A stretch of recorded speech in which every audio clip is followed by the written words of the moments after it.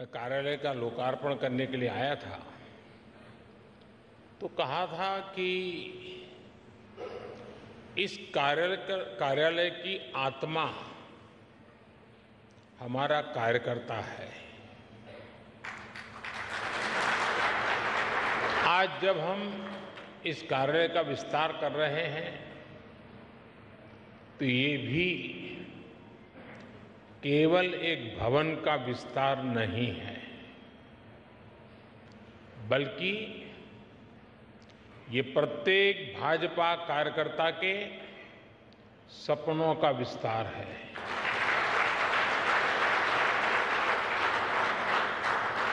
भाजपा के सेवा के संकल्प का विस्तार है। मैं पार्टी के उन कोटि कोटि कार्यकर्ताओं के चरणों में प्रणाम करता हूं।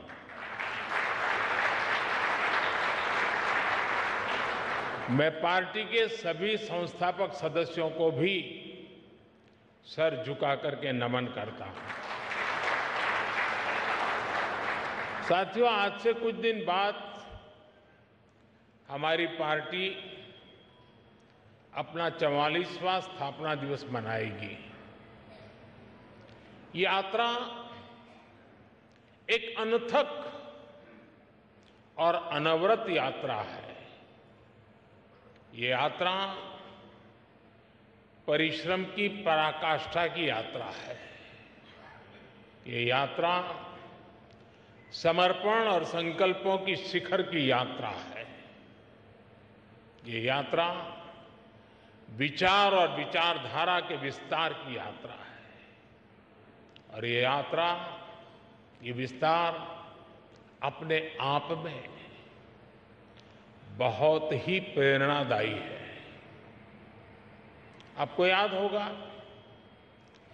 भारतीय जनसंघ ने दिल्ली के अजमेरी गेट के पास एक छोटे से ऑफिस से अपनी यात्रा शुरू की थी। उस समय हम देश के लिए बहुत बड़े सपने देखने वाले छोटी सी पार्टी थे। सपने बड़े थे, दल छोटा था। 1980 में जब भाजपा का जन्म हुआ, तब कुछ समय के लिए 10 राजेंद्र प्रसाद मार्ग पार्टी का ऑफिस बन गया था और उसी जगह पे पहले अपने नानाजी देशमुख रहते थे। बहुत से कार्यकर्ताओं को 11 अशोका रोड पार्टी ऑफिस के रूप में याद होगा। इसके भी काफी समय बाद पार्टी ऑफिस दीनदयाल उपाध्याय मार्ग पर शिफ्ट हुआ। एक तरह से हमारी पार्टी की प्रगति का प्रतीक है। इस दौरान कितने ही उतार चढ़ाव आए। हम तो वो दल है जिसने इमरजेंसी के दौरान लोकतंत्र की रक्षा के लिए खुद अपने दल को ही देश हित में आहूत करने पर हमने हिम्मत के साथ कदम उठाया।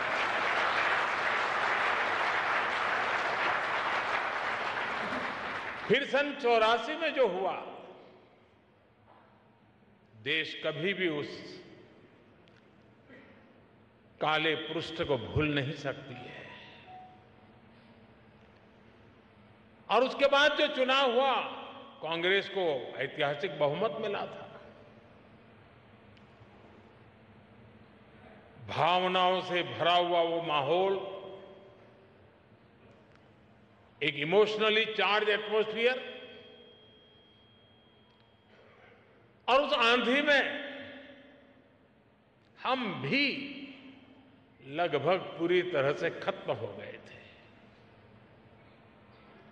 लेकिन हम हताश नहीं हुए। हम निराश नहीं हुए।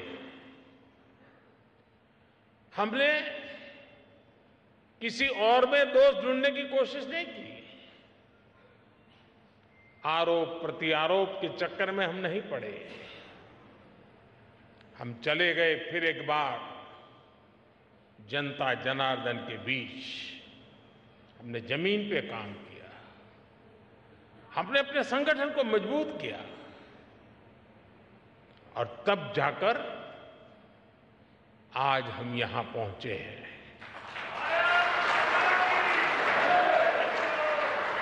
दो लोकसभा सीटों के साथ शुरू हुआ सफर 2019 में 303 सीटों तक पहुंच गया।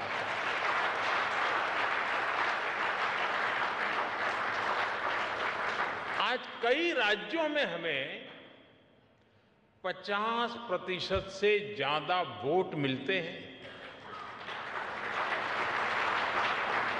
आज उत्तर से दक्षिण तक, पश्चिम से पूरब तक भाजपा एकमात्र पैन इंडिया पार्टी है।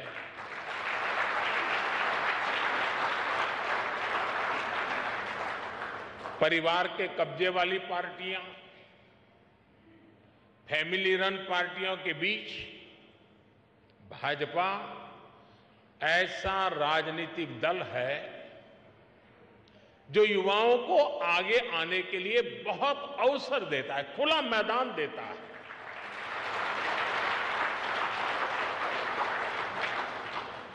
आज भारत की माताओं, बहनों, बेटियों का आशीर्वाद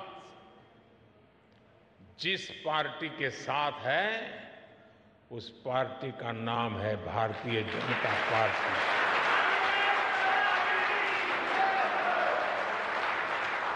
और साथियों, आज भाजपा केवल विश्व की सबसे बड़ी पार्टी नहीं है, बल्कि भाजपा भारत के सबसे फ्यूचरिस्टिक पार्टी है।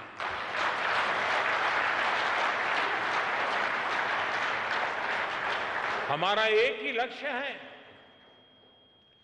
भविष्य के आधुनिक और विकसित भारत का निर्माण करना।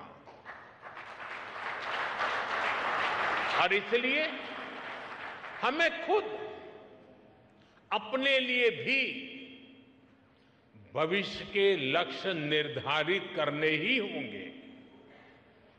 इसके लिए हमारे पास आधुनिक सोच भी होनी चाहिए, आधुनिक संसाधन भी होने चाहिए।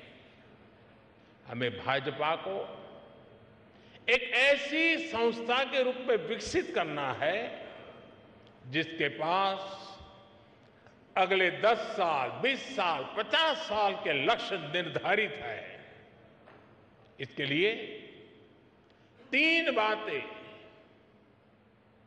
हर कर्तव्यनिष्ठ कार्यकर्ता, हर भाजपा सदस्य के स्वभाव में होना समय की मांग है, देश की जरूरत है। वो 3 बातें क्या हैं? एक है अध्ययन, दूसरा है आधुनिकता और तीसरा है विश्व भर से अच्छी बातों को आत्मसात करने की शक्ति।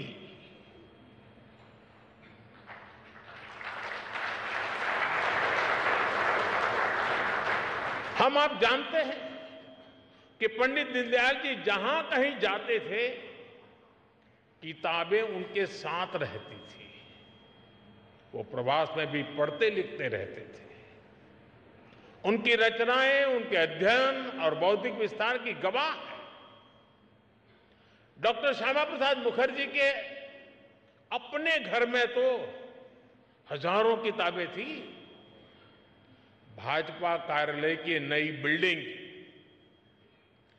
पार्टी की उस परंपरा का एक केंद्र बनेगी और बननी चाहिए।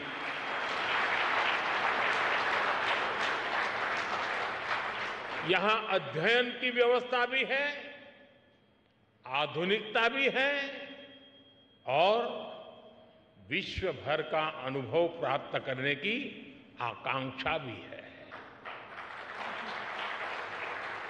मुझे विश्वास है भाजपा का ये आधुनिक कार्यालय निरंतर इन सपनों के लिए, इन संकल्पों के लिए, इस अदम्य इच्छा और उमंग के लिए अविरत प्रेरणा का स्रोत बनेगा।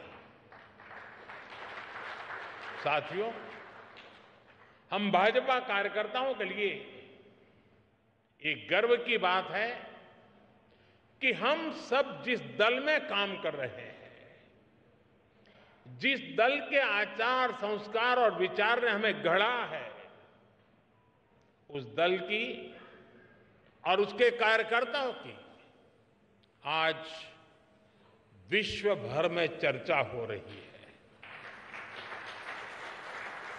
आज बीजेपी की पहचान दुनिया के सबसे महत्वपूर्ण राजनीतिक दल के तौर पर होने लगी है। आज भाजपा की तुलना दुनिया की उन ऐतिहासिक पार्टियों से होने लगी है जिन्होंने अपने शासनकाल में अपने देश का भाग्य बदल दिया था। ये समय बीते 4-5 दशकों में भाजपा कार्यकर्ताओं के त्याग और तपस्या की वजह से आया है। ये समय भाजपा सरकार के विकास के कार्यों की वजह से आया है। बीजेपी वो दल है जो भारत के महत्व को, भारत के सामर्थ्य को सशक्त करने के एक ही संकल्प को लेकर के चल रहा है। हम सबका साथ, सबका विकास, सबका विश्वास और सबका प्रयास के मंत्र को लेकर के आगे बढ़ रहे हैं। और मुझे ये देखकर खुशी होती है कि दुनिया के कई सारे ऐसे नेता, वो हमारी भाषा से परिचित नहीं है, लेकिन फिर भी वो ये सबका साथ, सबका विकास मंत्र दोहराने का प्रयास करते हैं। वो अपनी भाषा में उसका अनुवाद भी करते हैं। साथियों, आज हमारा नॉर्थ ईस्ट सबका साथ, सबका विकास के मंत्र का बेहतरीन उदाहरण है। नॉर्थ ईस्ट की आबादी में बहुत विविधता है। वहां अलग अलग समुदायों के लोग हैं। आदिवासी और विधायी समुदाय के लोग बहुतायत हैं। इस क्षेत्र के लोग भाजपा पर अभूतपूर्व विश्वास दिखा रहे हैं। आज नॉर्थ ईस्ट में भाजपा के 4 मुख्यमंत्री हैं। 2 अन्य राज्यों में हमारे गठबंधन की सरकारें हैं। इस सफलता का बड़ा श्रेय भाजपा के कार्यकर्ताओं को ही जाता है। भाजपा कार्यकर्ताओं के इसी परिश्रम की वजह से आज दक्षिण भारत में भी दूर दूर तक पार्टी का विस्तार हो रहा है। कर्नाटका में भाजपा इतने वर्षों से मजबूत स्थिति में है। आज भी हम नंबर 1 पार्टी है कर्नाटका में। तेलंगाना में भी लोगों का एकमात्र भरोसा सिर्फ और सिर्फ भाजपा है। आंध्र प्रदेश में लोगों का भाजपा पर विश्वास दिनों दिन बढ़ता चला जा रहा है। तमिलनाडु और केरला में भाजपा हर जिले में, हर बूथ पर दिनों दिन मजबूत हो रही है।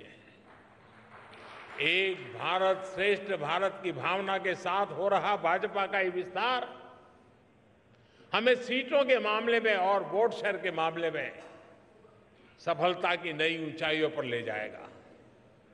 लेकिन साथियों, मैं एक बात और भी कहना चाहता हूं। भाजपा को केवल उसकी प्रेजेंस और प्रभाव से नहीं समझा जा सकता है। भाजपा को जानने के लिए उसके स्वभाव को भी समझना जरूरी है। और भाजपा का स्वभाव है नूतनता, आधुनिकता, नूतनता हमारी निष्ठा है और आधुनिकता हमारी अवधारणा है। इसलिए बीजेपी केवल चुनाव लड़ने और जीतने के सीमित नहीं है। बीजेपी एक व्यवस्था है, बीजेपी एक विचार है, बीजेपी एक संगठन है, बीजेपी एक आंदोलन है।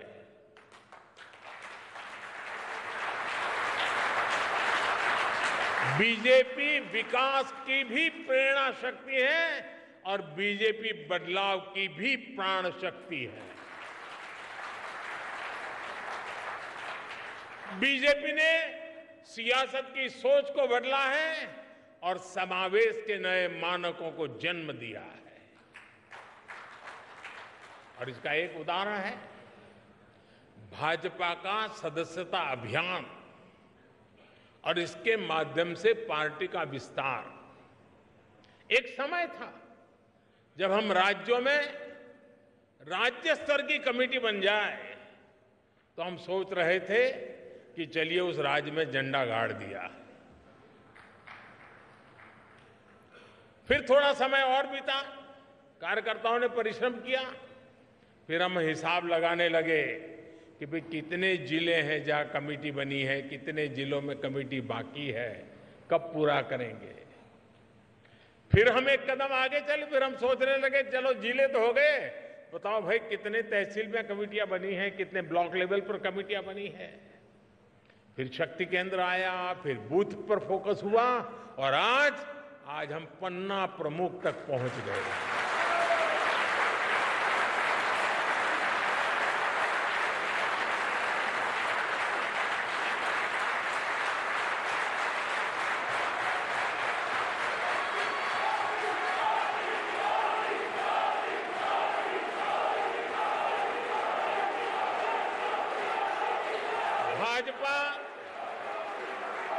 भाजपा पहली पार्टी है जिसने पार्टी की व्यवस्था में संवैधानिक रूप से महिलाओं के लिए पद की व्यवस्था की है। संविधान के तहत भाजपा पहली ऐसी पार्टी है जो अपने कार्यकर्ताओं को नए अवसर देने के लिए निरंतर तत्पर रहती है। हमने पार्टी की समितियों में, कमेटियों में हर बार 25% नए लोगों को लाने की व्यवस्था शुरू की है। हम कार्यकर्ताओं की इसी ताकत से सत्ता के शिखर तक पहुंचे हैं। लेकिन हम भले ही सत्ता के शिखर पर पहुंचे हो, लेकिन हमारे पांव आज भी उतने ही जमीन पर हैं जितने 1980 में हुआ करते थे।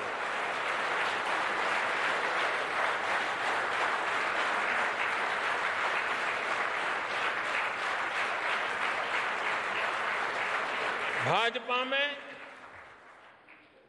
ऐसे कार्यकर्ताओं की बहुत बड़ी फौज है जो कष्ट उठाकर, परेशानी झेलकर, कर्तव्य भावना से लगातार देश सेवा में जुटे रहते हैं।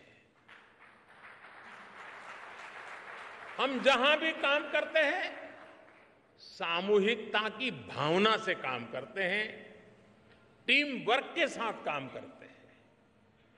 भाजपा वो पार्टी है जिसमें मुक्त चिंतन होता है, नए विचार सृजित होते हैं, नए विचारों का सम्मान होता है। चिंतन और अध्ययन करने वाले एक बहुत बड़ा वर्ग हमारे भाजपा परिवार का विशाल विस्तार है, हिस्सा है, वट वृक्ष की भांति है। भाजपा वो पार्टी है जिसमें समाज के अलग अलग वर्गों को प्रतिनिधित्व देने के लिए प्रभावी और क्रियाशील मोर्चे और कमेटियां हैं। भाजपा में हर मोर्चा अपनी सामाजिक भूमिका में सक्रिय भी होता है, प्रभावशाली भी होता है। साथियों, भाजपा की एक और विशेषता है कि हमारी पार्टी समाज के साथ जुड़कर के काम करती है। भाजपा में समाज की सेवा के माध्यम से कार्यकर्ताओं को गढ़ा जाता है। जैसे कि आपने देखा होगा, आजकल भाजपा सांसद अपने क्षेत्र में खेल प्रतियोगिताएं करा रहा है। इनके आयोजन में बड़ी जिम्मेदारी भाजपा के वहां के स्थानीय कार्यकर्ता ही निभा रहे हैं। इसमें देश के लाखों युवाओं को भाग लेने का मौका मिल रहा है। हजारों युवाओं को पदक मिल रहे हैं, उनके लिए आगे बढ़ने के रास्ते खुल रहे हैं और हमें भी क्षेत्र के सामर्थ्य का परिचय होता है। इसी तरह कहीं कोई प्राकृतिक आपदा हो, समाज के सामने कहीं कोई चुनौती आए या फिर रक्तदान जैसे समाज सेवा से जुड़ा अभियान हो, भाजपा के कार्यकर्ता सबसे पहले पहुंचते हैं और सबसे आखिरी तक मोर्चे पर डटे रहते हैं।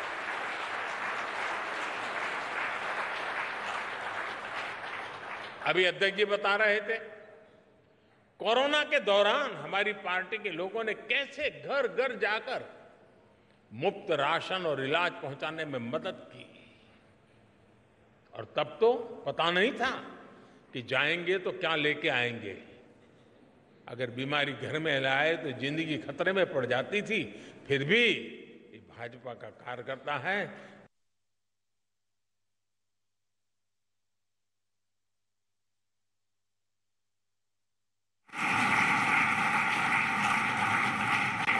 अभी अध्यक्ष जी बता रहे थे, कोरोना के दौरान हमारी पार्टी के लोगों ने कैसे घर घर जाकर मुफ्त राशन और इलाज पहुंचाने में मदद की।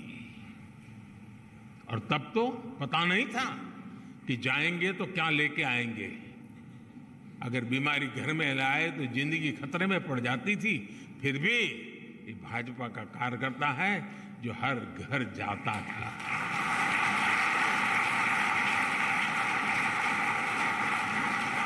आज भाजपा और भाजपा कार्यकर्ताओं का समाज के साथ जो भावात्मक संबंध है, वो आपको किसी और राजनीतिक दल में नजर आएगा कि नहीं आएगा, ये मैं कह नहीं सकता।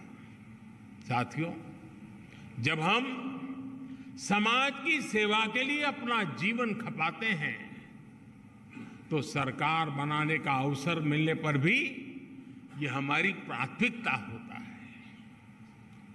इसलिए ही आज पूरे भारत में भाजपा सरकारें आकांक्षा, विकास और प्रगति का पर्याय बन रही है। और ये भाजपा का ब्रांड ऑफ गवर्नेंस है। जहां भी भाजपा की सरकार है, वहां गरीब कल्याण के लिए योजनाएं तेज गति से चलने लगती है। जहां भी भाजपा की सरकारें हैं, वहां योजनाओं का लाभ लाभार्थियों तक पहुंचाना सुनिश्चित हो जाता है। जहां भी भाजपा की सरकारें, वहां युवा शक्ति को आगे बढ़ने के लिए नए अवसर बनते हैं। जहां भी भाजपा की सरकारें हैं, वहां योजनाओं में महिला सशक्तिकरण को सर्वोच्च प्राथमिकता मिलने लगती है। जहां भी भाजपा की सरकारें हैं, वहां कानून व्यवस्था सुदृढ़ हो जाती है। जहां भी भाजपा की सरकारें हैं, वहां ease of doing business, ease of living के प्रयास बढ़ने लगते हैं। जहां भी भाजपा की सरकारें हैं, वहां इंफ्रास्ट्रक्चर का तेजी से विकास होना शुरू हो जाता है। जहां भी भाजपा की सरकारें हैं, वहां विकास और विरासत दोनों साथ साथ चलते हैं। साथियों, मैं समझता हूं अब समय आ गया है कि हमारी यूनिवर्सिटीज, एकेडमिशियंस और एक्सपर्ट्स भारत के पिछले 75 साल के अलग अलग गवर्नेंस मॉडल्स की कंपैरेटिव स्टडी करें, एनालिसिस करें, देश और दुनिया के सामने रखें। देश ने लंबे समय तक कांग्रेस का एक गवर्नेंस मॉडल देखा है। देश ने कम्युनिस्टों का भी कुछ राज्यों में गवर्नेंस का मॉडल देखा है। देश ने परिवारवादी फैमिली रन पार्टियों के काम करने का तरीका भी देखा है। अलग अलग गठबंधनों की सरकारों का गवर्नेंस मॉडल भी देश ने देखा है। और देश आज पूर्ण बहुमत वाली भाजपा सरकारों का गवर्नेंस मॉडल भी देख रहा है। एक निश्चित पैरामीटर्स के साथ जब इसकी एनालिसिस होगी तो गवर्नेंस के मॉडल का महत्व समझ में आएगा। देश के सामान्य मानवी को भी पता चलेगा कि गवर्नेंस के किस मॉडल ने देश को क्या दिया, उसके परिणाम क्या निकले और उनके लिए क्या बेहतर रास्ता है। साथियों, आज भारतीय जनता पार्टी के प्रत्येक कार्यकर्ता को एक बात समझना बहुत आवश्यक है। देश इस समय जिस कालखंड से गुजर रहा है वो तेज विकास के लिए बहुत अहम है। ये अमृतकाल ये सिर्फ शब्द समूह नहीं है, ये धरती की सच्चाई है। 140 करोड़ देशवासियों की दिलों की धड़कन है।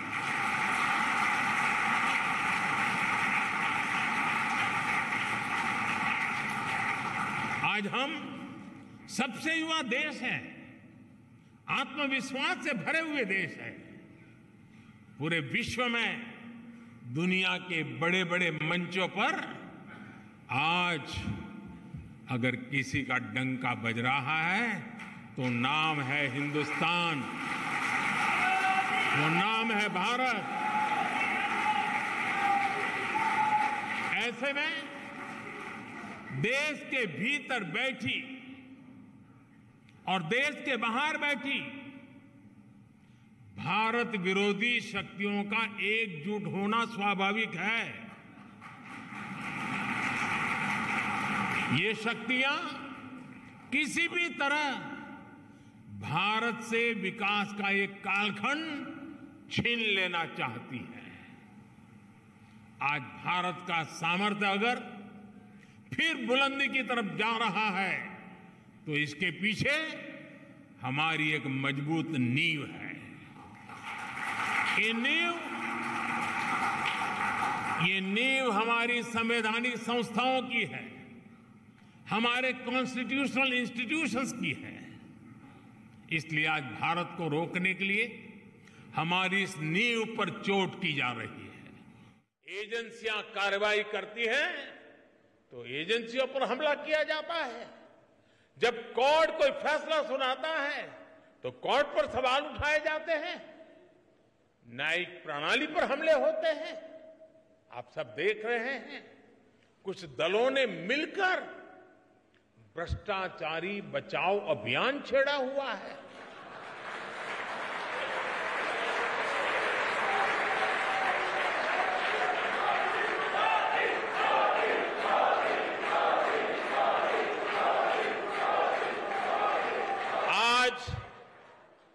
भ्रष्टाचार में लिप्त जितने भी चेहरे हैं वो सब एक साथ एक मंच पर आ रहे हैं। पूरा देश ये देख रहा है, देश समझ रहा है। साथियों, भ्रष्टाचार ने हमारे देश का बहुत नुकसान किया है। दिमक की तरह देश को खोखला किया है भ्रष्टाचार ने। देश की जनता देख रही है कि पहले की सरकारों ने किस तरह भ्रष्टाचार के खिलाफ कार्रवाई के नाम पर केवल खानापुरी की थी। लेकिन पिछले 9 साल में भाजपा सरकार ने भ्रष्टाचार के खिलाफ जो अभियान चलाया, उसने आज भ्रष्टाचार और भ्रष्टाचारियों दोनों की जड़ें हिला दी है।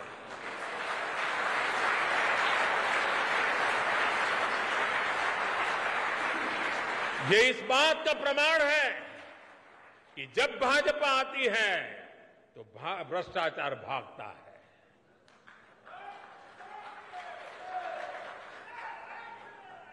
मैं आपको कुछ आंकड़े बताना चाहता हूं आज। Prevention of money laundering act यानी पीएमएलए के तहत कांग्रेस की सरकार में यानी साल 2004 से 2014 के बीच 5,000 करोड़ रुपए के आसपास की संपत्ति जब्त की गई थी। 5,000 करोड़।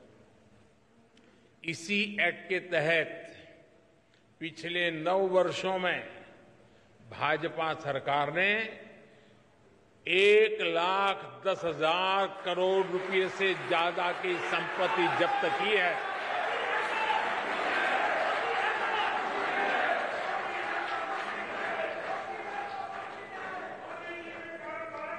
इस एक्ट के तहत पहले के मुकाबले 2 गुने से ज्यादा केस रिकॉर्ड किए गए हैं और 15 गुना ज्यादा लोगों को गिरफ्तार किया गया है।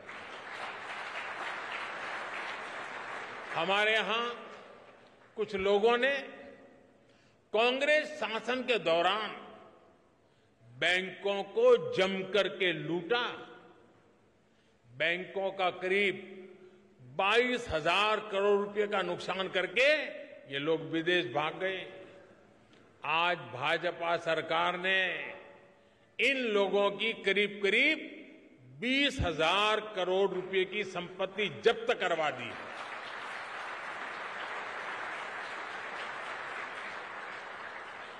प्रिवेंशन ऑफ करप्शन एक्ट के तहत पिछले 9 वर्षों में सीबीआई ने लगभग 5,000 केस दर्ज किए हैं। बीजेपी सरकार में भ्रष्टाचार के आरोपों से घिरे हुए सैकड़ों बड़े अधिकारियों को संविधान दिखाया, सरकार के नियम दिखाए और उनको जबरन रिटायर किया गया है, घर भेज दिया गया है और उनके खिलाफ कार्रवाई की गई है। साथियों, आजादी के 7 दशकों में पहली बार भ्रष्टाचार पर इस तरह की चोट हो रही है। पूरे देश की जनता आज भ्रष्टाचारियों पर हो रही कार्रवाई से खुश है। आपकी यही जानकारी है ना?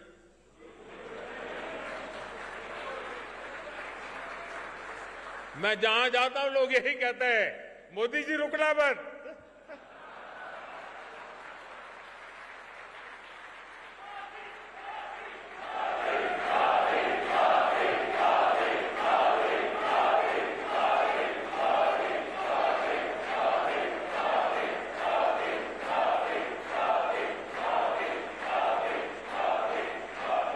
आज हर देशवासी समझता है भ्रष्टाचार रुकेगा तभी देश आगे बढ़ेगा।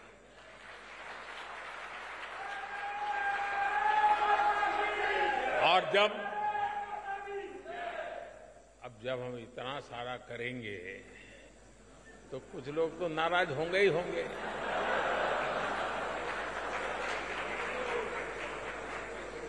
वो अपना गुस्सा भी निकालेंगे,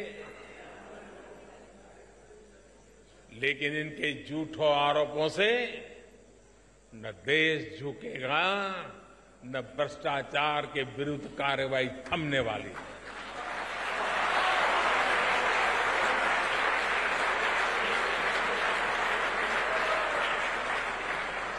साथियों, आपको याद होगा कांग्रेस के नेता कभी कहा करते थे, जनसंघ के जमाने में बड़े बड़े नेता कहते थे जनसंघ को जड़ से उखाड़कर फेंक देंगे। ये उनके बड़े बड़े नेता बोलते थे जी। और आज की कांग्रेस कहती है कि मोदी तेरी कब्र खुदेगी। जनसंघ को मिटाने की, भाजपा को मिटाने की अनेक बार साजिशें हुई और ये तो वो लोग हैं जिन्होंने मुझे भी जेल में डालने के लिए क्या क्या जाल नहीं बिछाई, लेकिन वो पूरी तरह नाकाम रहे।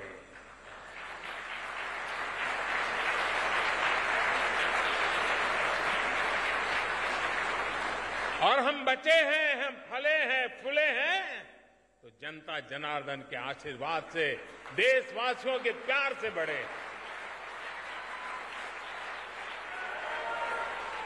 देशवासियों का अपार प्रेम, यही तो हमारी पूंजी है, यही हमें समर्थन देता है, यही हमें शक्ति देता है।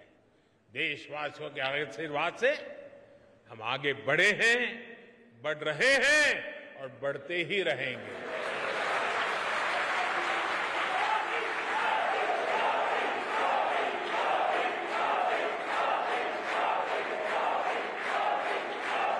हम यहां से आगे बढ़ेंगे, वो भी देशवासियों के विश्वास से बढ़ने वाले हैं। साथियों, भाजपा ये वो पार्टी नहीं है जो अखबारों से, टीवी स्क्रीन की चमक से पैदा हुई हो।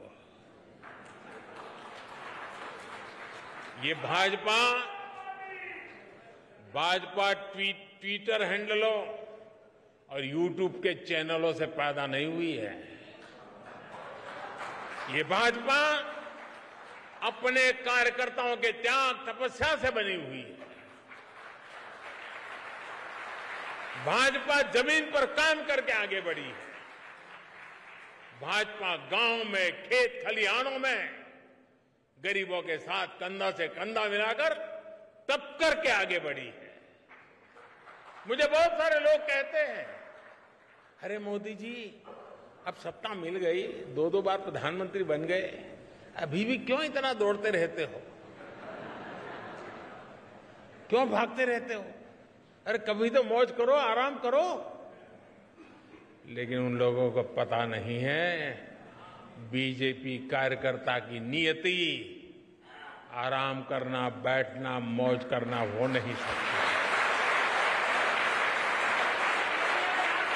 भाजपा के कार्यकर्ता के लिए देश की आशाएं, लोगों की आकांक्षाएं, उनके सपने ही उसकी ड्राइविंग फोर्स होती है।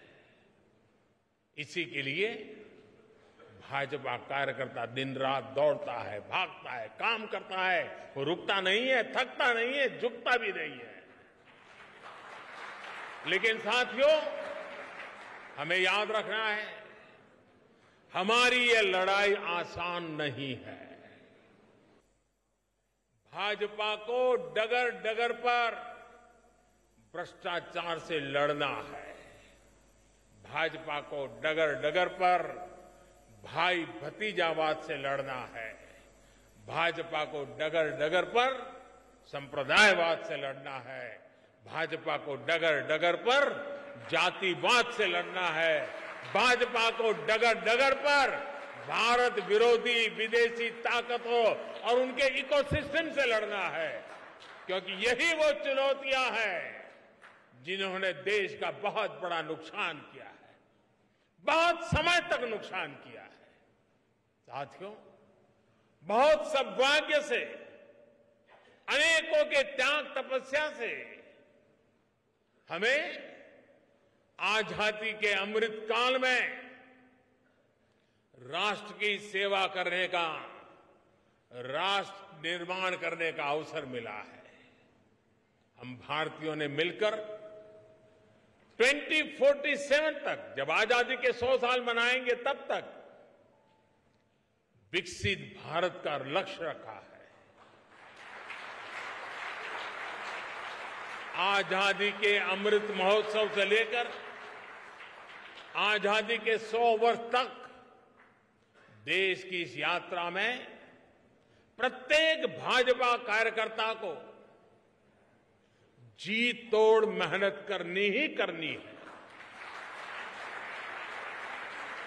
हमारे कार्यकर्ताओं को लंबी पारी के लिए तैयार करना चाहिए। दल को बनाने में जिस तरह अनेक पीढ़ियां खप गई, उसी तरह देश को आगे बढ़ाने के लिए हमें भी अपनी पीढ़ियों को खपाना होगा।